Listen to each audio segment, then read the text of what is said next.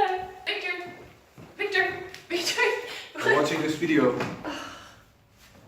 Some people claim that with these phones and social media today, we are more antisocial than ever before. Just look at these old photos. Nothing has really changed, except the way we receive and share information. The basic factors behind why we share is still the same. In order to understand why people share things, it is necessary to look at the characteristics of viral content. Therefore, what makes content go viral? Meet Jonah Berger, a viral scientist. In one of his recent contributions to viral marketing, he found out that positive content goes more viral than negative content. Besides, virality is also driven by the level of emotional activation. In addition, news content and non-news content have a different tendency to go viral. Negative news content is more likely to be shared. You can do anything. Whatever you want. Grab them by the pussy. You can do anything. And positive non-news content support virality. In other words, sweet talk your friends or serve bad news to the public. Here's hoping it'll change. A study by Berger showed that controversial topics, the one on which people have polarizing opinions, drive the virality of content. They increase interest but also drive discomfort because people want to be socially accepted and fit in. For example, this video was controversial because people were not sure it was safe or dangerous for the baby. As you could see, creating content with the right viral attributes should be beneficial in terms of attention or reach. Therefore, it should be useful for television companies to leverage these attributes. Ain't nobody got time for that. In order to understand today's challenging media landscape, it is important to understand that people have a limited cognitive ability to process information. According to the law of limited attention, a person can pay attention to only 2 or at most 3 things at one time. This has a consequence for competitors in today's fragmented media landscape. It is especially difficult to catch people's attention when competing with cable channels, YouTube, Snapchat and Facebook videos.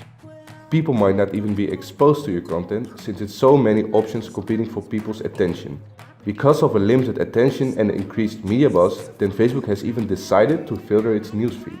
This means the more successful the post and the more popular the creator, then it's more likely for viewers to see the post in the feed. In order for content to catch your limited attention in the social world of newsfeed, it needs to go viral by being liked or shared by friends to cut through the media buzz.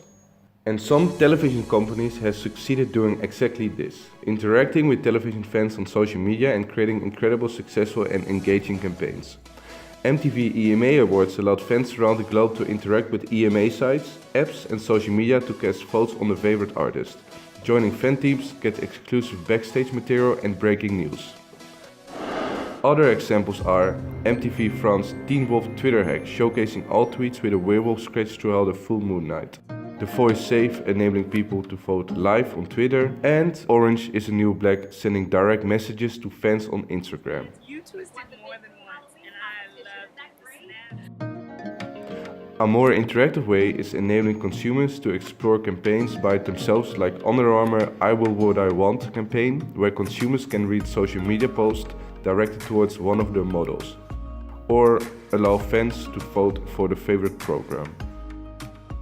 Social media are not only a complementary tool for TV broadcasters, but are also a competitor in the advertising market. Internet advertising is expected to outcompete traditional tools and will overcome TV advertising in the next years. In specific, we're talking about the mobile advertisement market. Considering only social media, the revenue's growth is still visible due to the fact that companies are investing more and more on mobile ads. And now a rank of the best strategies we've noticed among social media companies. There's Twitter, the struggling little bird. Twitter is trying to become a hybrid between a social network and a news app. Instagram, Facebook's stylish sister. It is focusing on videos and proposing its own TV shows. Facebook, the giant. It's empowering its video functions to make high quality videos posted on Facebook fit for TV. And the winner is Snapchat, the young villain. An important feature is the Discover section, which has strong media partners that pay a fee based on views. It's the TV for millennials. The fundamental aspect to underline is that all the companies we showed are continuously trying to innovate their offer.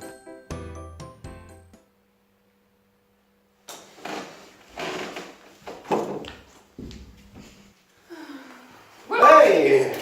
Watch yourself.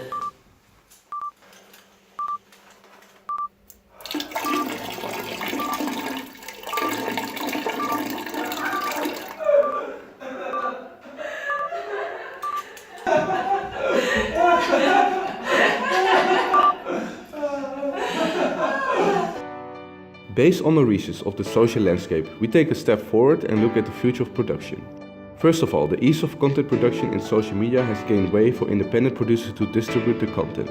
This has challenged the traditional value chain of content production, creating competition from actors on YouTube, Facebook Live and similar. Additionally, production technologies is evolving, creating new ways to produce content. Based on these two factors, our assumption is that production companies in the future will face challenges from smaller private production makers. For example, the development of recording drones which are following you around have made production easier, especially for independent YouTubers engaged in surfing or skiing. This equipment trend could affect the way television companies use camera equipment in the future to not become outdated.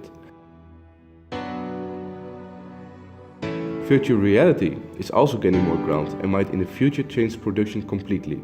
It has a big impact on the process of production in planning.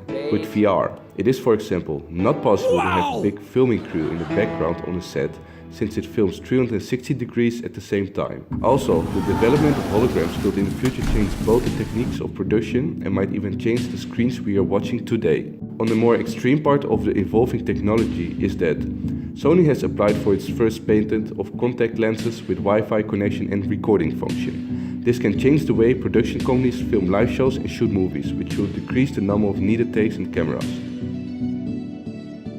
Furthermore, Google Earth is expanding with high-definition satellite cameras, and in the future it might be possible to see pictures live of people walking around the world.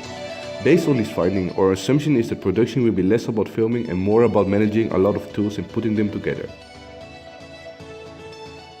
Just imagine the future of content. See the viewpoints of the world's fastest animal, the hunt of a cheetah, or the air view of a falcon, live through social media. Content demand will stay the same, but will expand in different varieties and increase social activities. People still want to meet and watch live sports together, but now they can see every corner of the field in 3D. Or the Weather Channel. Or imagine bringing old stars like Michael Jackson And Bud Spencer? back to life through the use of holograms, creating emotion and engagement for the spectators. The future is striking, but the content only changes in its form due to advancement in technology and the possibility that brings. The reason for why we watch, engage and share content among others will stay the same as long as the basic human behavior doesn't change.